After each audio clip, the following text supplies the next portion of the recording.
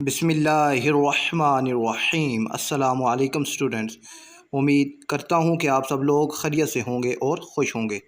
तो बच्चों, class 10th इस्लामियात बाब दोम ईमानियात व इबादात, आज उसका सबक नंबर 2 कुतुब समाविया। इसके जो हैं MCQs, शॉर्ट क्वेश्चन और लॉन्ग क्वेश्चन मैंने आपसे डिस्कस करने हैं। तो बच्चों, सवाल नंबर 1 है हमारे पास, मुनासिब तरीन जवाब पर टिक का निशान लगाएं। नबी करीम सल्लल्लाहु अलैहि वसल्लम की आमद की खुशखबरी कौन सी किताब में मौजूद है? तो उसका जवाब है बच्चों, इंजील मुक़द्दस में मौजूद है। ठीक है, और अगर आप इसे देखना चाहें तो आप इसे देख सकते, यहाँ पर देख सकते हैं। ठीक है, इंजील में हज़रत ईसा अलैहिस्सलाम ने सरवर कायनात हज़रत मोहम्मद रसूलुल्लाह ख़ातमुन नबिय्यीन सल्लल्लाहु अलैहि वसल्लम की आमद की खुशखबरी भी सुना दी है। ठीक है, और जो है इंजील का जो मतलब है भी खुशखबरी ही है। ठीक है, और फिर है बच्चों हमारे पास दूसरा MCQs है, सहफ़ समाविया की तारीख़ का आगाज़ होता है। तो सहफ़ समाविया की तारीख़ का आगाज़ का जवाब है जीम, हज़रत इब्राहीम अलैहिस्सलाम से होता है। और आप अगर इसको बच्चों बुक में देखना चाहें तो यहाँ से आप इसको देख सकते हैं। ठीक है, ये जो हेडिंग है आसमानी कुतब की तारीख़, तो यहाँ पर ये मौजूद है, सहफ़ समाविया की तारीख़ का आगाज़ हज़रत इब्राहीम अला नबीना अलैहिस्सलातु वस्सलाम से होता है।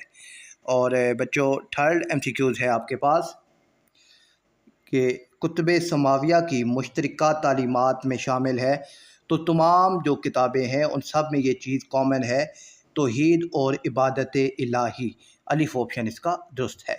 बनी इसराइल की आखिरी इल्हामी किताब, तो बनी इसराइल की जो आखिरी इल्हामी किताब है वो इंजील है। ठीक है, इंजील बनी इसराइल की आखिरी इल्हामी किताब है। और मैं यहाँ से अगर आपको दिखाऊं तो यहाँ से भी आप इसको देख सकते हैं। ठीक है, ये हज़रत ईसा इस्लाम पर नादिल होने वाली सिलसिला बनी इसराइल की आखिरी इल्हामी किताब है। और फिर है जी बच्चों हमारे पास सवाल नंबर 5 कि तौरात को असफ़ार खमसा कहे जाने की वजह है। तो असफ़ार खमसा इसका मतलब है कि 5 किताबों का मजमुआ होना। अलीफ इसका दुरुस्त जवाब है।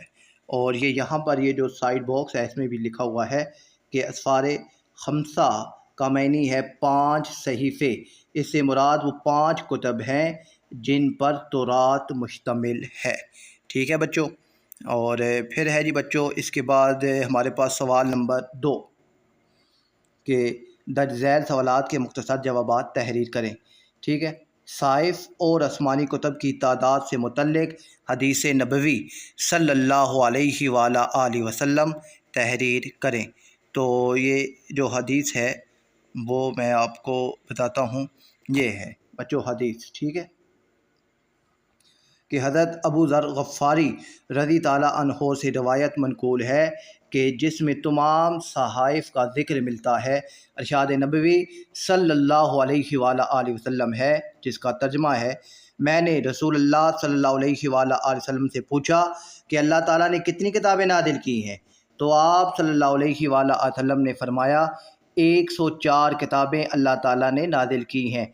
50 सहीफ़े हज़रत शीस अलैहिस्सलाम पर नादिल हुए, 30 सहीफ़े नूह यानी हज़रत इदरीस अलैहिस्सलाम पर उतरे, 10 सहीफ़े हज़रत इब्राहीम अलैहिस्सलाम पर उतारे गए और हज़रत मूसा अलैहिस्सलाम पर तौरात के नुज़ूल से कबल 10 सहीफ़े उतारे गए।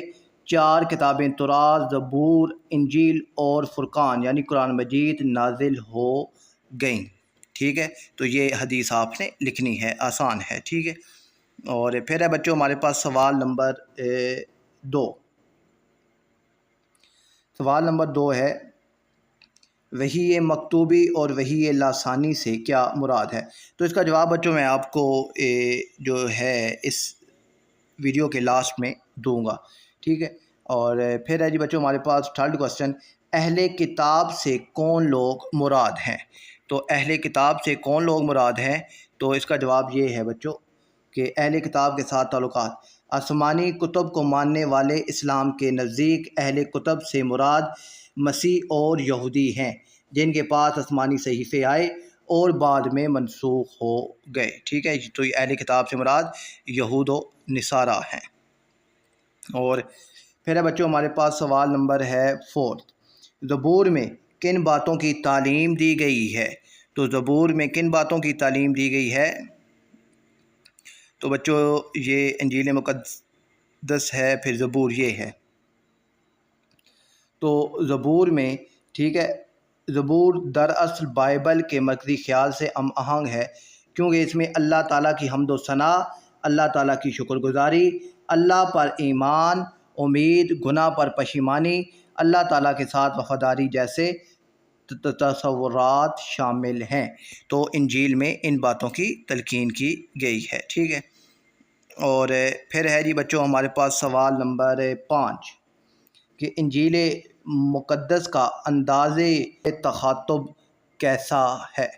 تو انجیل مقدس، یہ اس کا جواب ہے بچوں، یہ یہاں پر انجیل مقدس میں، ٹھیک ہے۔ تو یہاں پر اس کا جواب ہے کہ انجیل میں بیان کردہ تعلیمات کا انداز بنی اسرائیل کی ذہنی سطح کے مطابق ہے، جس میں نثری انداز بیان اور مکالمہ شامل ہے۔ مکالمے کے ذریعے اللہ تعالیٰ نہ صرف کلام کا انداز سکھاتے ہیں بلکہ اس میں موجود تعلیمات کی طرف انسان کو راغب کرتے ہیں۔ تو یہ آپ نے اس کا جواب لکھنا ہے۔ پھر ہے بچوں ہمارے پاس سوال نمبر 3 کہ تذیل سوالات کے تفصیلی جواب تحریر کریں۔ تو کتب سماویہ کی ضرورت و اہمیت پر نوٹ لکھیں۔ تو اب اس کی ضرورت اور اہمیت کیا ہے؟ تو جہاں سے بچوں آپ کا سبق شروع ہوتا ہے یہاں پر ایک پیراگراف موجود ہے، تو آپ نے یہ پیراگراف جو ہے لانگ کوسچن نمبر 1 اس کا جواب آپ نے یہ یاد کر کے لکھنا ہے، ٹھیک ہے۔ اس کو آپ نے اچھے طریقے سے ایک دفعہ پڑھنا ہے، پھر آپ نے اس کو اپنے انداز میں لکھنا ہے۔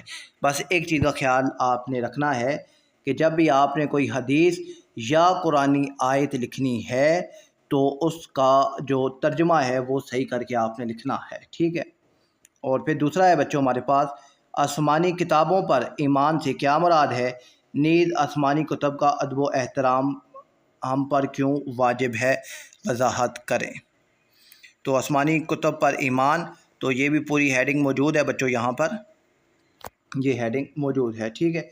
یہاں پر یہ اب ہم پر ان کا احترام کیوں واجب ہے، تو وہ بھی اسی پیراگراف میں ہی موجود ہے، آپ نے یہی پیراگراف اس کے اندر لکھنا ہے، ٹھیک ہے۔ اور پھر ہے جی بچوں ہمارے پاس سوال نمبر ہے 3 کہ مشہور آسمانی کتابوں پر ایک تفصیلی نوٹ لکھیں اور ان میں موجود مشترکہ تعلیمات پر روشنی ڈالیں۔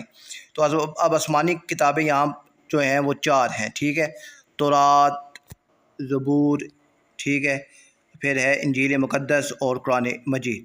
تو آپ نے ان کو ایک دفعہ پڑھنا ہے، تو پھر باقی جو ہے وہ آپ نے اس کو خود اپنے الفاظ میں لکھنا ہے۔ صرف آپ نے یہ دیکھنا ہے کہ اس کا لفظی مطلب کیا ہے اور اس میں جو اہم بات ہے وہ کون سی ہے، ٹھیک ہے، اور یہ کس نبی پر نازل ہوئی۔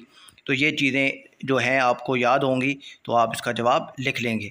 پھر اسی سوال کا دوسرا پارٹ ہے کہ آسمانی کتابوں کی مشترکہ تعلیمات، تو مشترکہ تعلیمات ہیں کہ توحید اور عبادت پر زور دیا گیا ہے، تو آپ نے یہ پیراگراف بھی ساتھ لکھ لینا ہے۔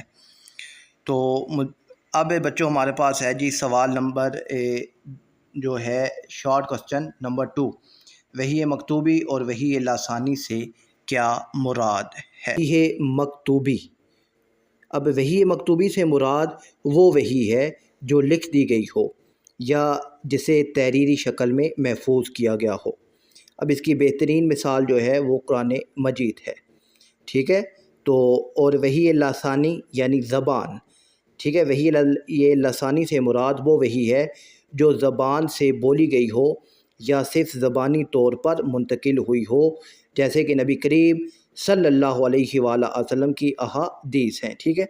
نبی کریم صلی اللہ علیہ وآلہ وسلم نے اللہ کے حکم سے جو باتیں زبانی بیان کیں وہ وحی لسانی کہلاتی ہیں، اگرچہ انہیں بعد میں صحابہ اور محدثین نے لکھا، ٹھیک ہے۔ تو سمپل وحی جو ہے مکتوبی، اللہ تعالیٰ کی وہ وحی جو لکھی گئی اور محفوظ کر لی گئی ہو، اور وحی لاسانی وہ وحی جو نبی کو زبانی طور پر دی گئی